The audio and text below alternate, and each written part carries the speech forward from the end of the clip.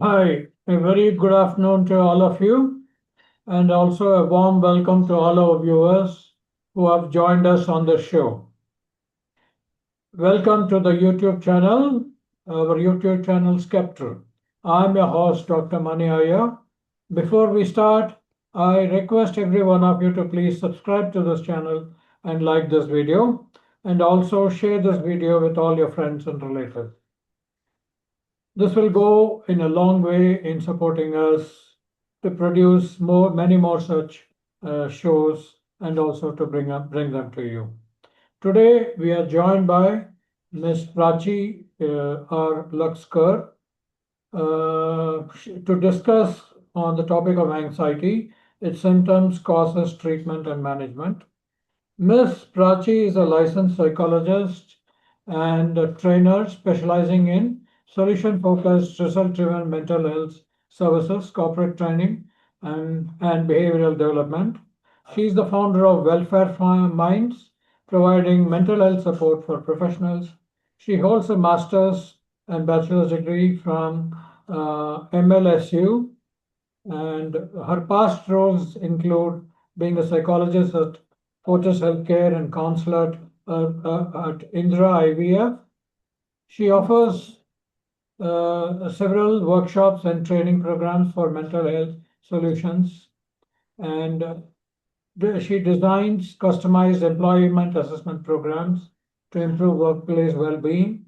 She conducts corporate workshops and guest lectures on soft skills training using NLP techniques.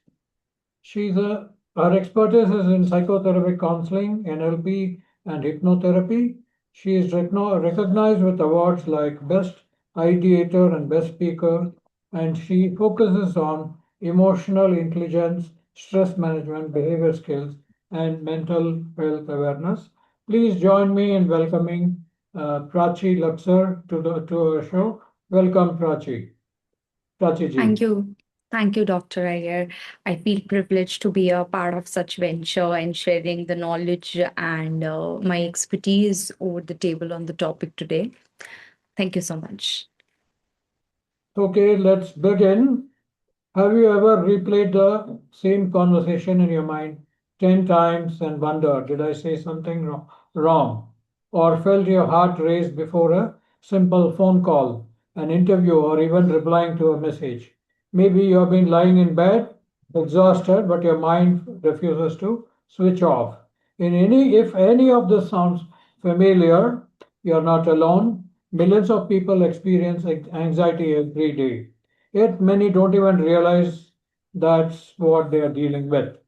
Today, we'll separate myths from facts, understand what anxiety really is, why it happens, how to recognize it early, and most importantly, how we can overcome it. Over to you, Ms. Prachi. Over to you. Yeah, Thank you. thank you. Thank you. So, before understanding anxiety, we have to understand where does it comes from. Okay, what exactly is anxiety? What are the roots of anxiety?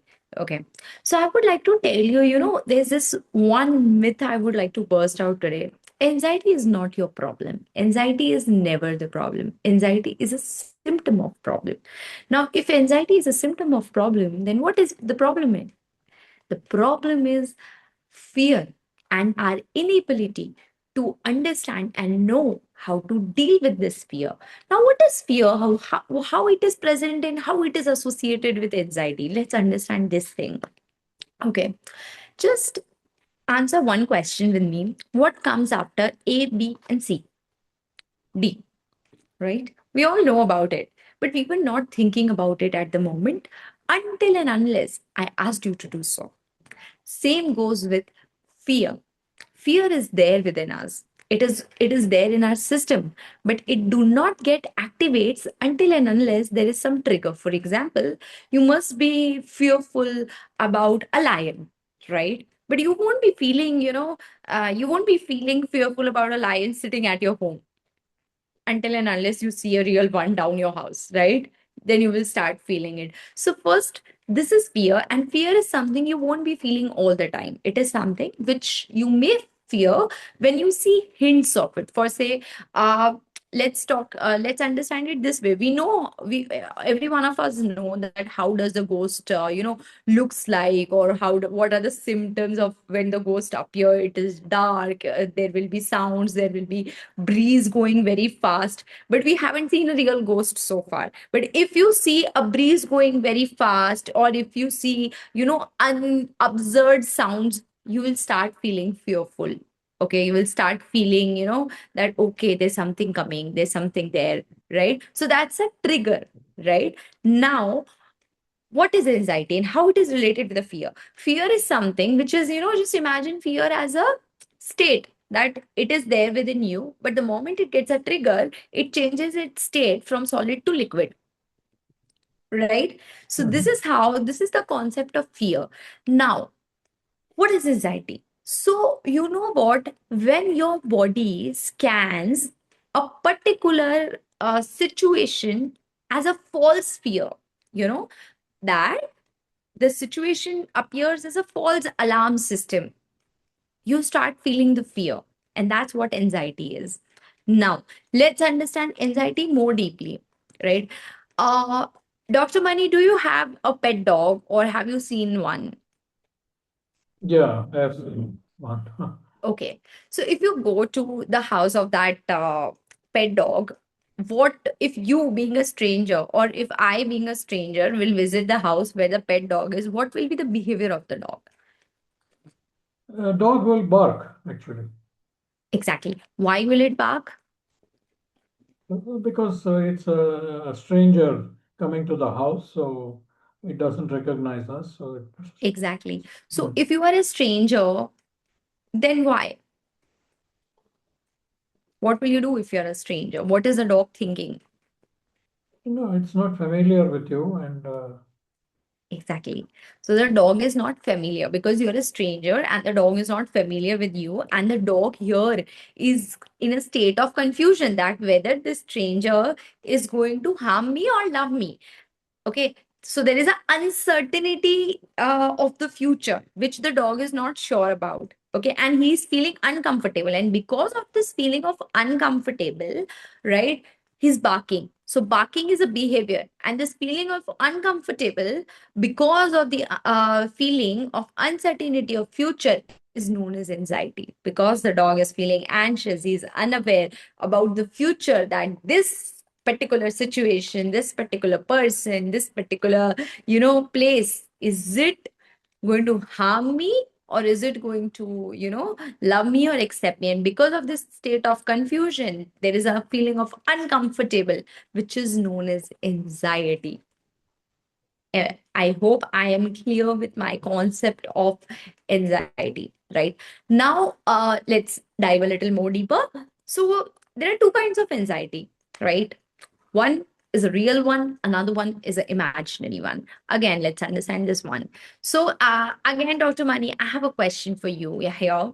So, there is a boy who, who does not know swimming at all. He don't know swimming, right? There's a hypothetical situation. A boy who do not know how to swim, and he is asked to jump in a lake which is 120 feet, depth, deep, and now he's getting scared. He is saying that I will drown, I will drown, I will drown, and he is very, very scared. He is feeling anxious. Now tell me one thing, is he going to drown if he does not swim and he is going to jump in a natural lake?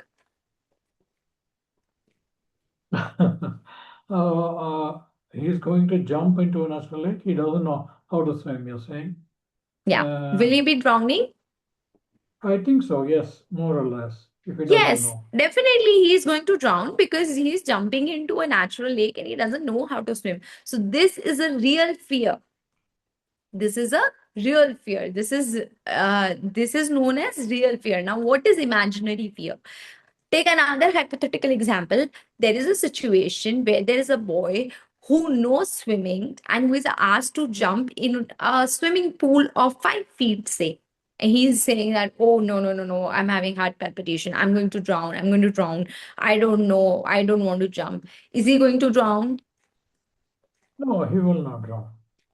he will not drown, right? But he's still feeling the fear. This is known as imaginary fear. So if you or any near one of you is suffering from anxiety or phobia or panic attacks, and you have to first understand that are their fear real or imaginary?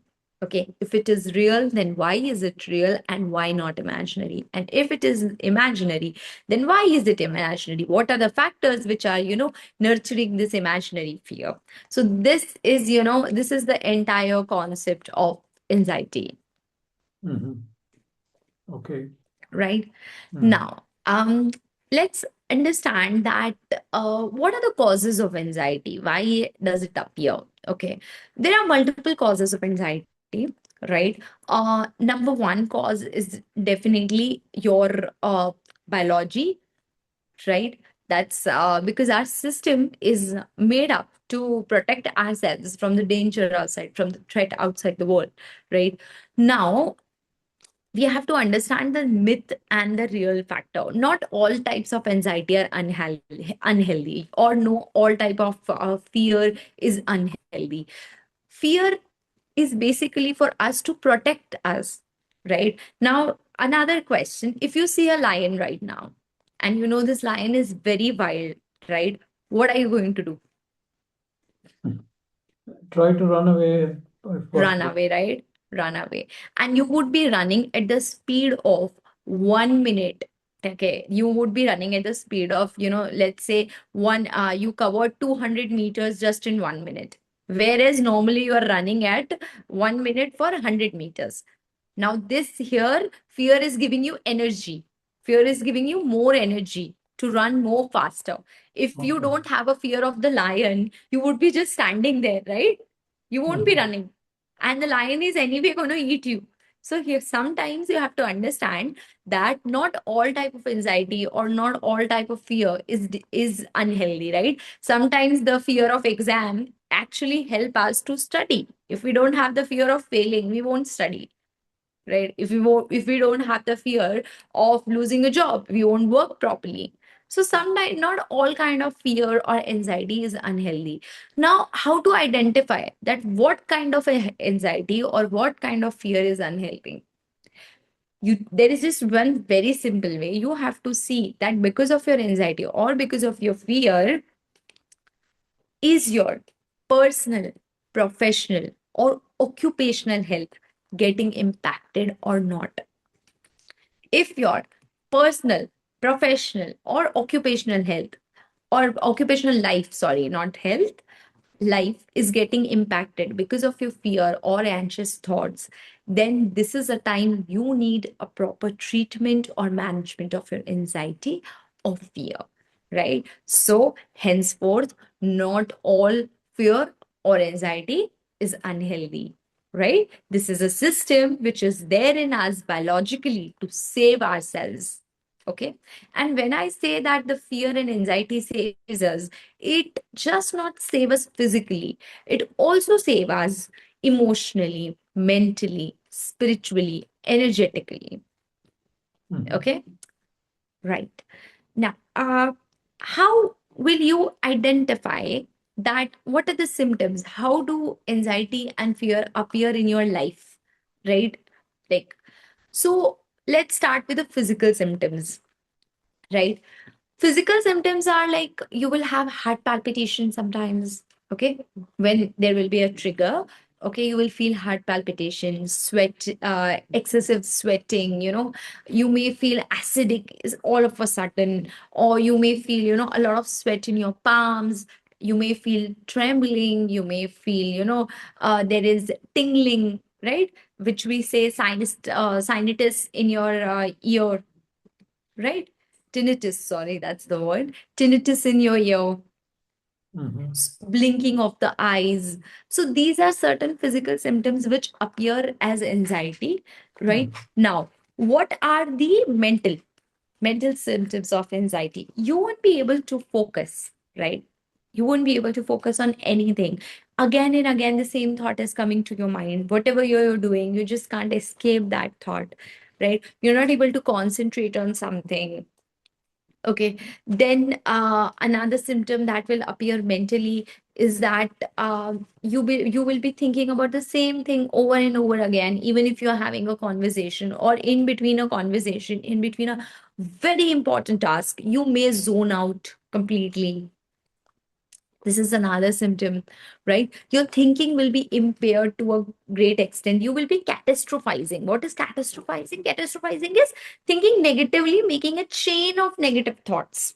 That is what known as catastrophizing. Like, for example, if I do not pass my exam, okay, I will fail in my exam. If I will fail in exam, my mom and dad are not going to talk to me. If they are not going to talk to me, I'll go into depression. If I'll go into depression, what if I committed a suicide? This is what catastrophizing looks like. Okay.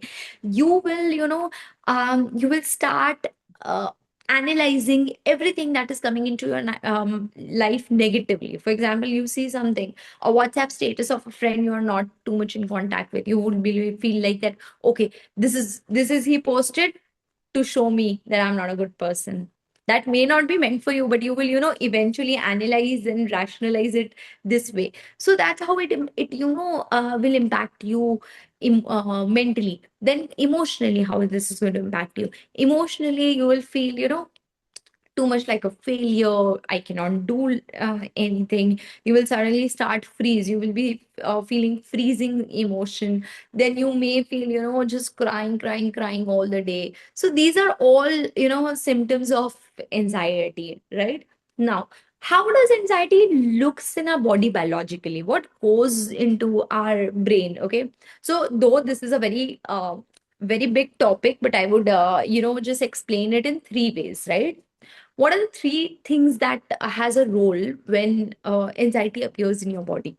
Number one, we will understand it anatomically, right? That what are the parts in your major parts in your brain which comes into play when you have anxiety? Number two, your neurotransmitters, the chemicals. Okay, the chemicals that exchange the messages, right? What are the chemicals involved in anxiety? Number three will be your hormones. What are the hormones which are at play?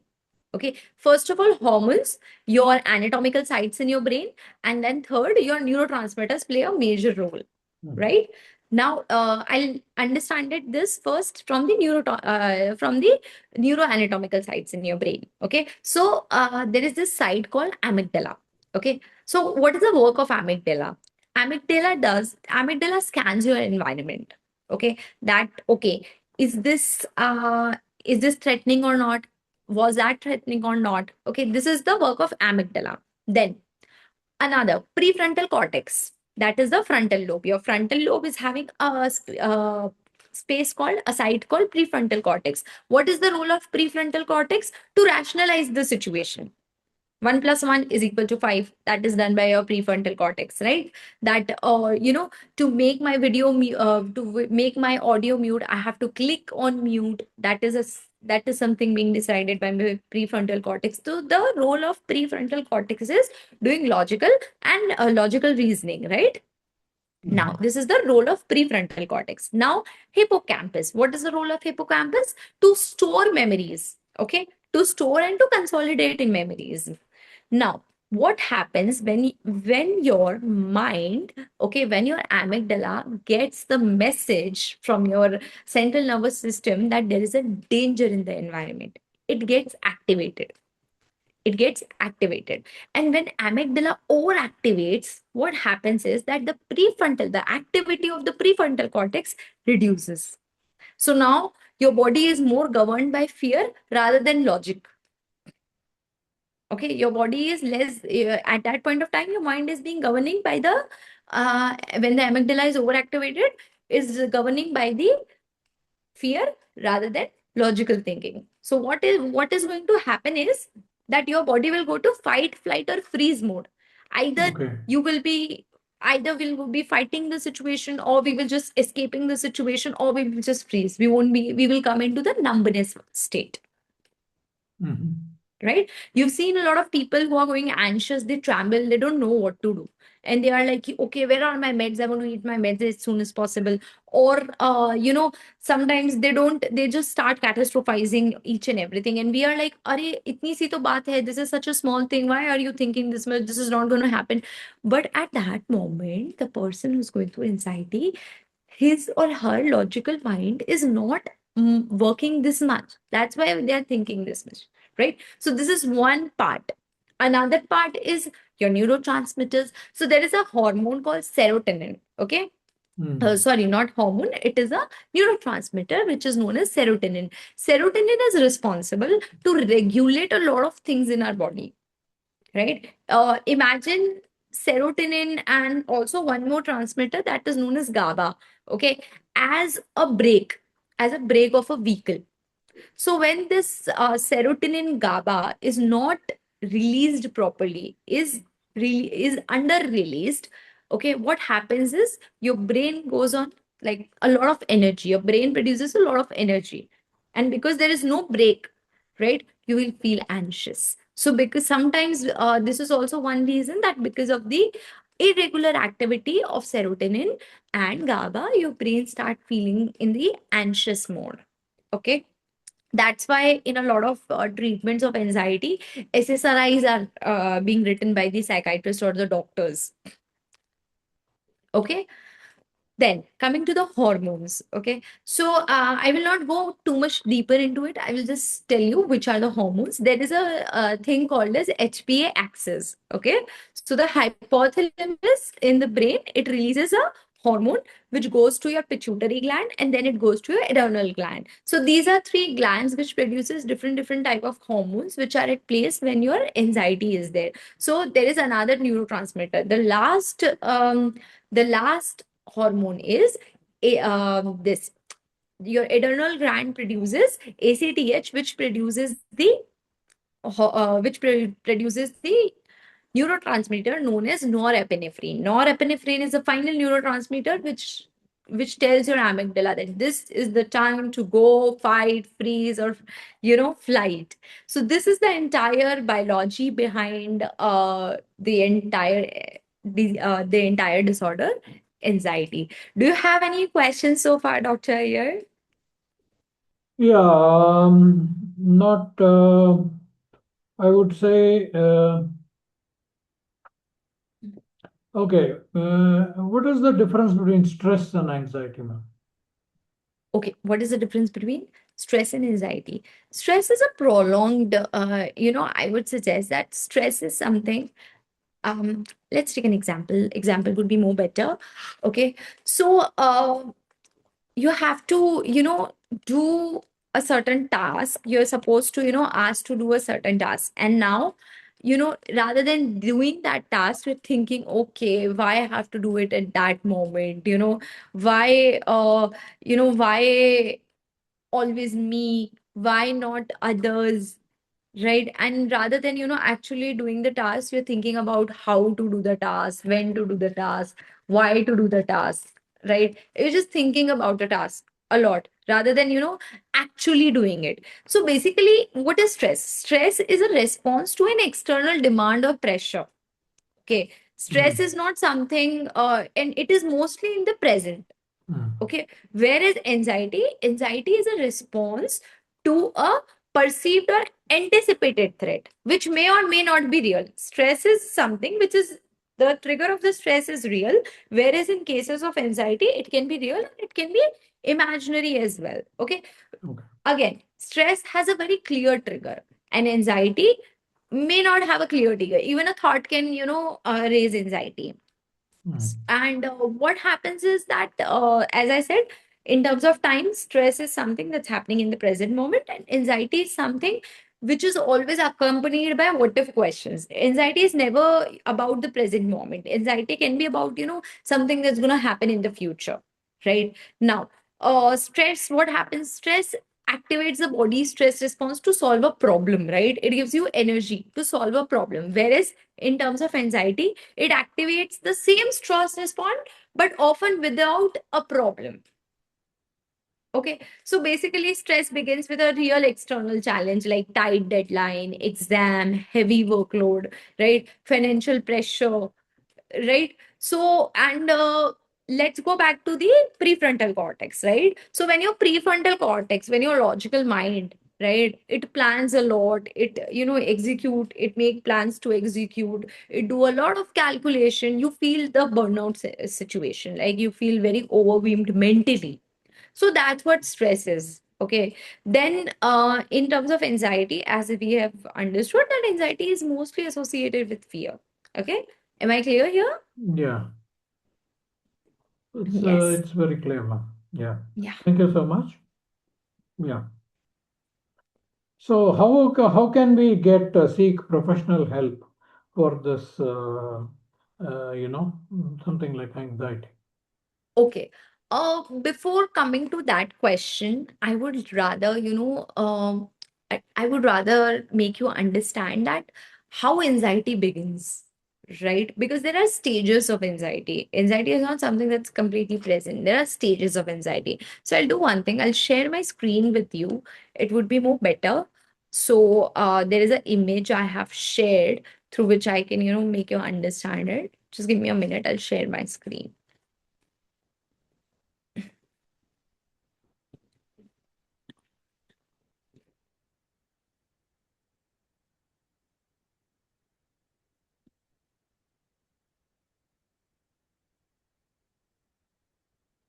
I hope this is visible.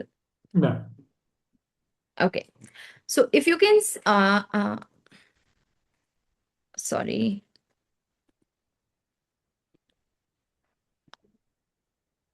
sorry, is this visible now? No. Okay. Uh, Give me a minute. I'll do it again. Is my screen visible? No. Okay, no, I'll share it Earlier it was again. visible. First time. Okay, I'll share it again. I'm sorry.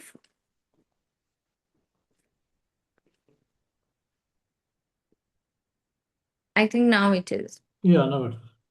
Yeah. So basically, if you can see, as I said, that it always starts with lack of clarity or uncertainty. You do not know what's going to happen in the future.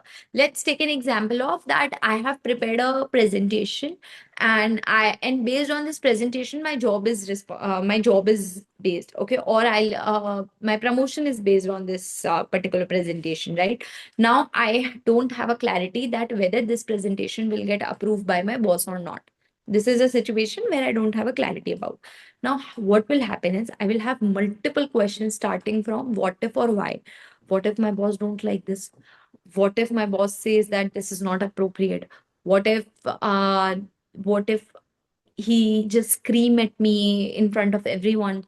What if I get fumble in explaining this presentation? What if my presentation content is not good? What if the presentation itself don't work out? Now I'm having all these questions related to this situation, right? This is a stage 2 where you will have what if questions.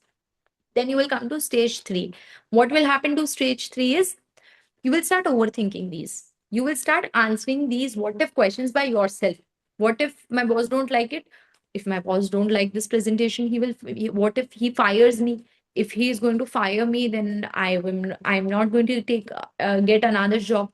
If I don't get another job, then I would go bankrupt. If I go bankrupt, how would I afford my EMIs? How would I afford the, you know, my kids' school fee? Or my wife will also leave me someday. No, you started, if you saw that just based on the one simple situation of a presentation, the person started having stress, overthinking, negative thinking about everything in his life, kids, EMIs, marriage, job. This is how it looks like. This is how overthink looks like, right? This is stage 3. Now, stage 4.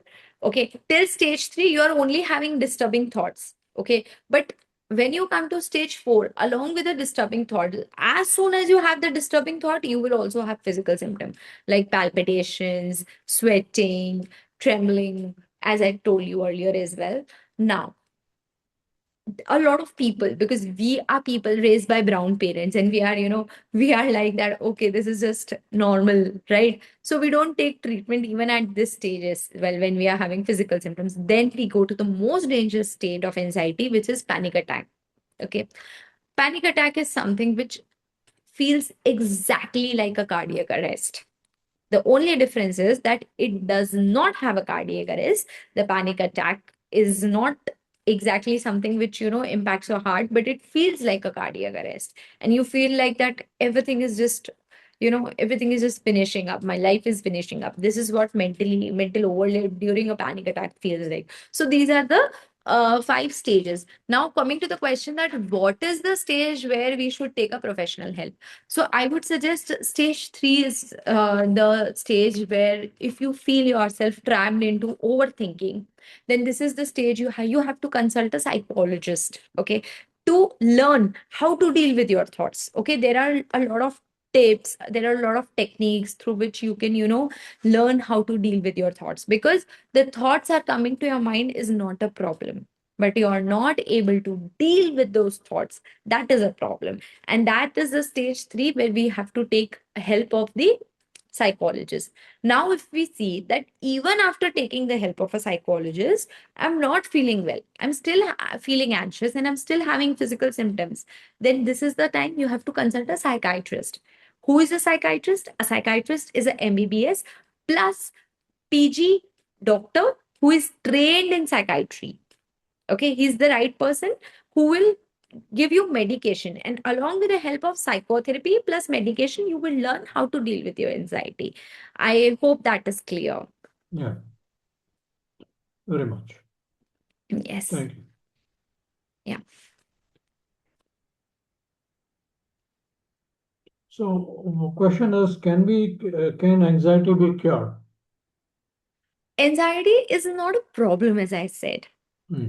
Right. It is not a problem. It is, though in psychiatry and psychology, we are considering this as a disorder. But I would say this is something which is manageable in nature. Because as I said, that not all anxiety is unhealthy. It is something which is manageable in nature.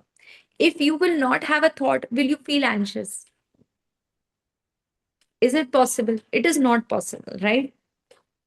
First Okay. we have a thought, then we have an emotion, and then we have an action. This is called as cognitive triangle. So in a cognitive triangle, thought comes first, emotion comes after that, and then third, um, we perform the action accordingly, we act accordingly. Let's understand this with an example. uh, Feel happy. Are you able to feel happy? Or feel angry, feel excited, feel fearful? You're not able to feel any emotion just by I'm asking you to, right? Now, I will ask you that, remember the last time someone genuinely appreciated you, or think of a time when of your achievements, when you achieved something very beautiful in your life. Take 10 seconds and think of that time. Hmm. Now, are you feeling happy? Now, are you feeling good? Yeah. Because the thought because of the thought first came to your mind, okay, this was the time I have achieved this thing, or this was the time someone genuinely appreciated me, and then you felt the emotion. So the same way, if you are having anxious thoughts or thoughts which are related to future, but you know this time that this is the right way to deal with these thoughts, you will not feel the anxious emotion. So this is the way to manage it. Mhm. Okay, so yeah. Right. So, if somebody feels anxious, say they are listening to Yes. this right now and Hmm. they're feeling anxious, what's one thing that they can start doing? Okay, I would suggest that there's a very simple and beautiful exercise which you can do, which even we can do right now. Okay, I will suggest two to three types of breathing and grounding. I'll suggest one grounding exercise and two breathing exercise which you can do immediately. First, if your anxiety anxiety is too much, like it's going out of your control, just take a, ice cube in your both your palms, right? And just, frit your like just make your fists tight, having the uh ice cube in your hand, or you can also rub the ice cube here on your wrist, okay, on any of your hand. This is one thing. If you do not have access to the ice cubes, just wash your face, continuously wash your face for like 30 seconds or a minute, okay? Or you can, use a container of ice cubes in it. This is known as cold exposure. Just put your face inside it, take a deep long breath, 30 seconds or 15 seconds, your face inside. This will immediately, lower your anxiety levels. This is the exercise I'm suggesting. If it is too much, the anxiety is going too much. Second, what you can do is simple uh, breathing exercise. How can you do that? We'll do it together. Okay. So what you have to do is inhale when I ask you to, hold the breath when I ask you to, and exhale when I ask you to. So while you will exhale, just exhale very slowly. Okay. Let's do it. 1, 2, 3, go. Inhale. Hold it for 4 seconds. 1, 2, 3, 4. Just exhale it very slowly.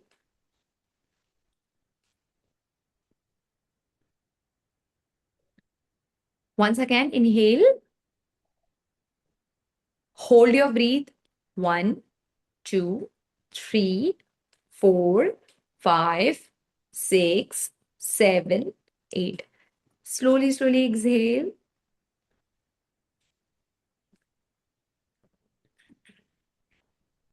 Once again, inhale, hold your breath. 1, 2, 3, 4, 5, 6, 7, 8, 9, 10, 11, 12, 13, 14, 15, 16. Exhale, slowly, slowly exhale. Beautiful.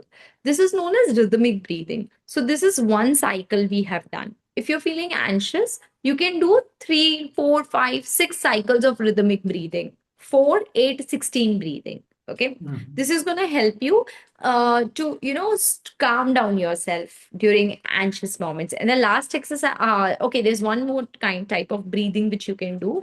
Okay, what you have to do is you have to put your right hand, okay, right hand here on your chest, okay, and your left hand on your belly, okay, on your belly. Now you just have to do diaphragmatic breathing. How will you do diaphragmatic breathing? Just normally breathe, take deep breaths, okay, and you are breathing out from your mouth, normal diaphragmatic breathing. So how it helps is, so we have our vagus nerves here, okay? So this, this helps us soothe our own selves, okay?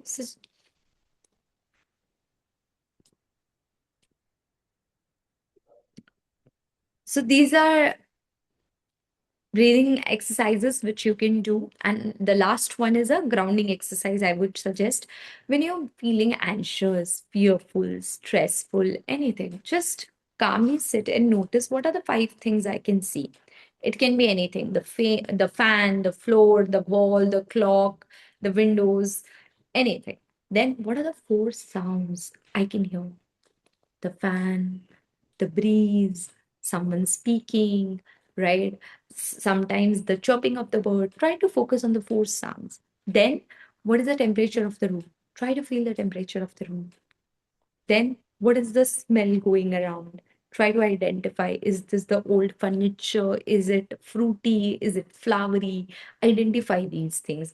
Now, this particular 5 senses exercise is integrating your entire 5 senses into the present moment, because what happens is when you feel anxious or fearful, your mind is in the future, and that is the reason they're feeling fearful or anxiety right now. So what you are doing, you are using the 5 senses exercises to bring the mind back in the present moment and feeling normal. Okay, so these are the best exercises which I've suggested which can be done. Thank you, Ji. Thank you very much. Yes. Yeah, it really worked. for me. Definitely, it will work. Like I'm pretty sure about it, and it will work for everyone. Okay, thanks. Yeah, Thanks a lot. And yeah, so I think maybe I think it's mental health also, relates to your lifestyle and stuff like that. You need a to lot. take time off, and I think you need to also do a lot of some breathing or meditation, which will help you. So, what should be our ideal lifestyle to have, to have a healthy mental life? Okay. Uh, Mental health, to have a healthy mental health, to have a healthy mental, we first have to understand our mind. Okay, our mind do not differentiate between what is comfortable or what is uncomfortable. Our mind differentiate between only one thing: what is familiar and what is unfamiliar. Our mind will, we will feel good if we are able to predict something. Okay, if we know things, because something, if we have predicted this thing, then I know how to process myself in that situation, right? So to make sure that your mind can predict everything, you should have a normal and a good lifestyle throughout. So the first thing starts with your bed timings. You should have very fixed bed timing. Wake up on the same time and sleep on the same time. This will bring your mind into a sync, which is known as circadian rhythm. Okay, our pineal gland is responsible for it. Circadian rhythm. Okay, you have to bring your body to the rhythm of the nature of everything that's around.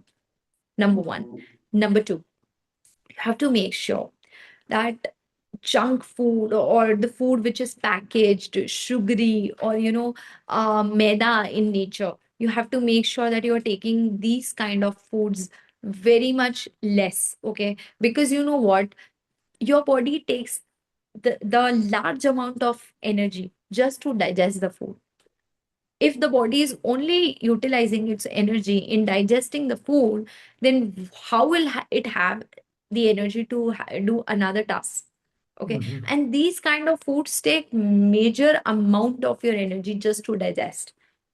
Okay, so if Okay. you're having good food, which is nutritional, rich in fiber, which is very, very, very good, then your body will require less energy for digestion, and it will give you more energy for other tasks which are important in nature, like concentration, focus, and thinking, emotional regulation, all those things. Okay, because so that's why it's very necessary. Now, I won't say, because we're living in a modern world and we have a lot of sugary drinks, we have a lot of junk available. If you're really too much prone to it, or if you really want to have it, you cannot ignore it. Take it in the times of afternoons, because afternoons and brunch are the timings where our body is on the highest level of its energy, so it will digest it quickly, Mm. right? So instead of taking such foods over dinner, or maybe late evening, you can take such foods during the brunch or afternoon hours.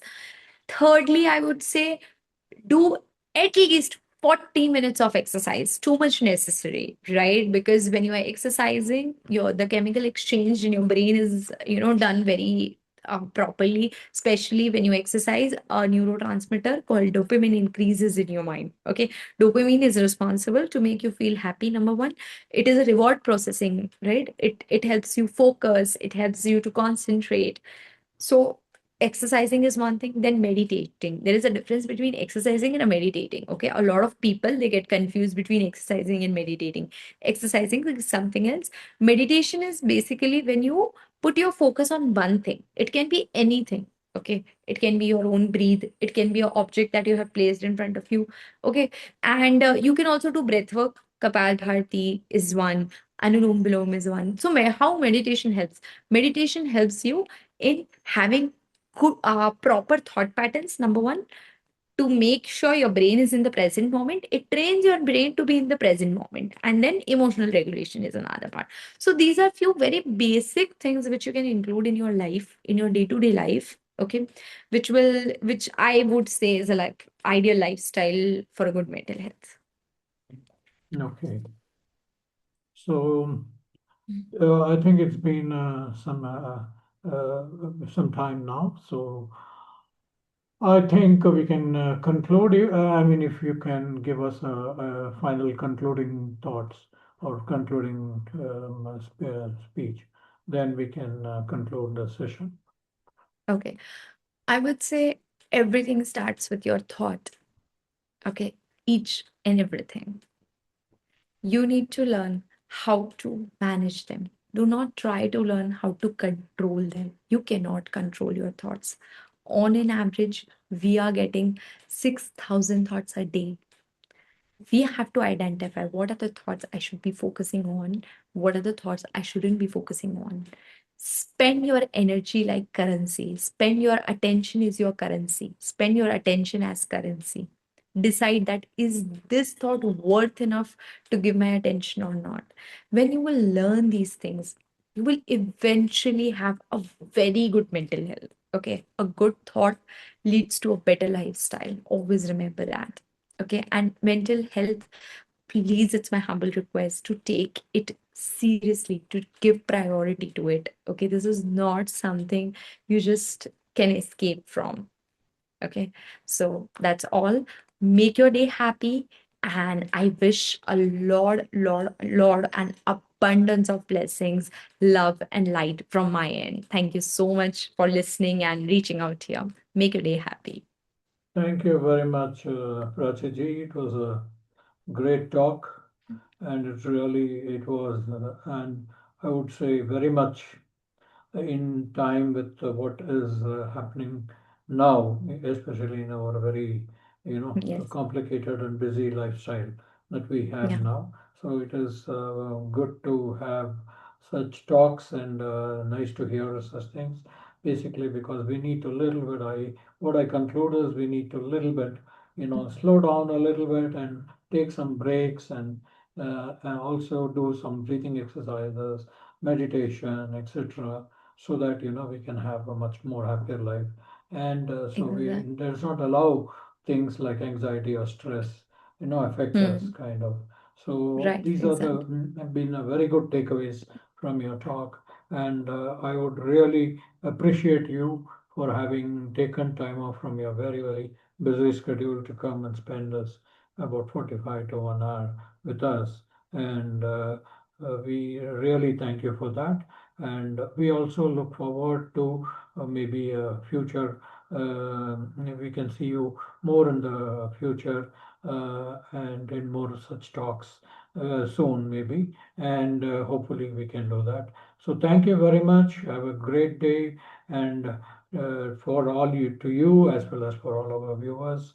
Thank you very much. And we this one solicit your feedback on this session so that we can have many more such good sessions. And I can also invite Prachi ji once again. Thank you so much, Yes. Prachi ji, for this Thank you. session. And really, we appreciate the time and effort you have put in, and also, the presentations you have made.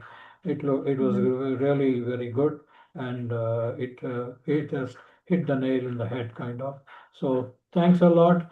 See you soon in another show on our platform. Thank you very much. Have a good day. Likewise. Thank you. Thank you. Thank you, Jeevan. Bye. Yes. Yeah. Bye bye.